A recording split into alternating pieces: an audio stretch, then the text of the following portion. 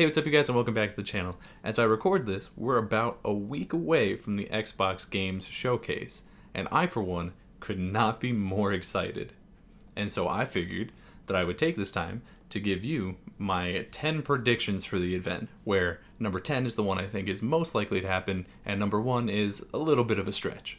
Oh, and if you can hear my air conditioning in the background, it's because it's 100 degrees in Texas right now, and I'm not going to turn it off for any reason. Before we get into my predictions, though, there are already two things that they have announced that are going to be there. The first being Halo Infinite. We're absolutely going to get a good amount of gameplay for it, and I think because there was that teaser for Atriox and the Banished, that we're probably going to focus mostly on campaign, which makes sense because that plays better to a wider audience. In fact, if we do see multiplayer, it'll probably be just to announce a beta period. They do that a lot with Halo games, so I wouldn't be surprised if they did that here too.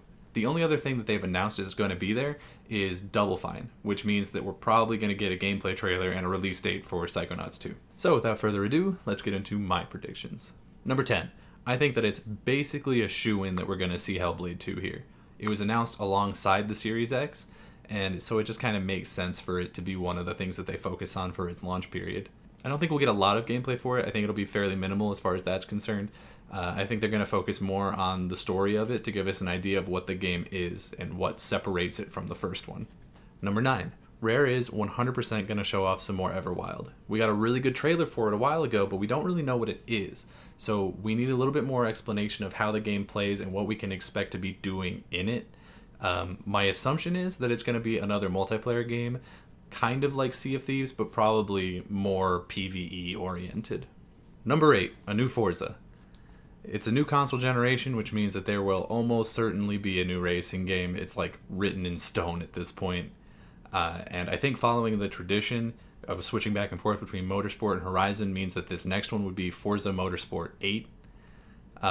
They will probably show a whole bunch of gameplay because, frankly, I don't know how you show off a racing game without showing gameplay. And I would also say that I don't know for sure that this is going to be a day one launch title, but it'll certainly be out within the first 6 months of the Series X, whenever that is.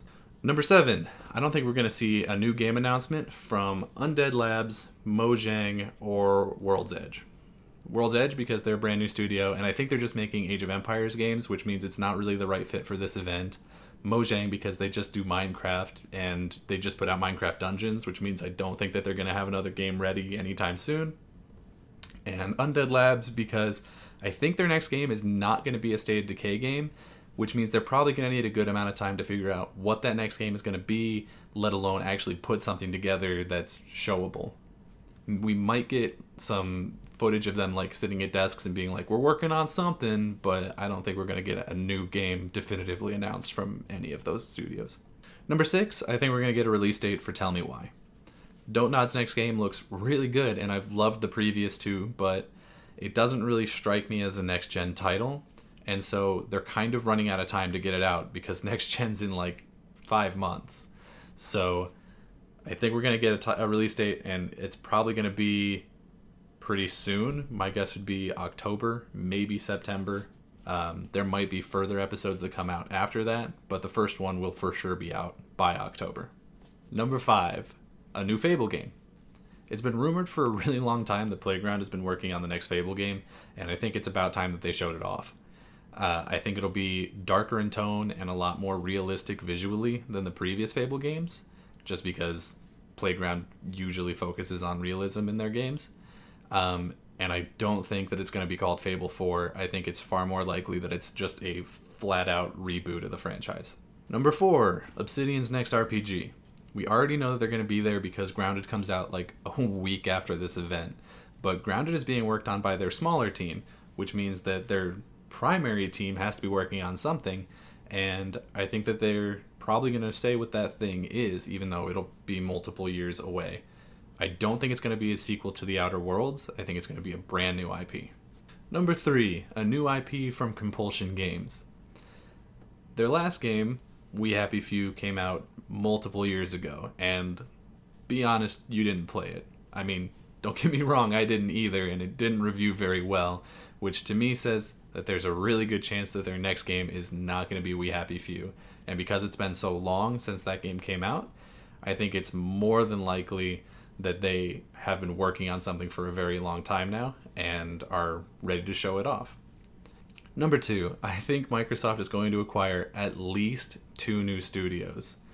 Every major event that they've had over the last 2 years has come with the announcement of a studio acquisition, and I don't see any reason why this one's going to be different, especially with so many rumors of them shopping around in places like Poland and Japan, which means that there's some likely subjects.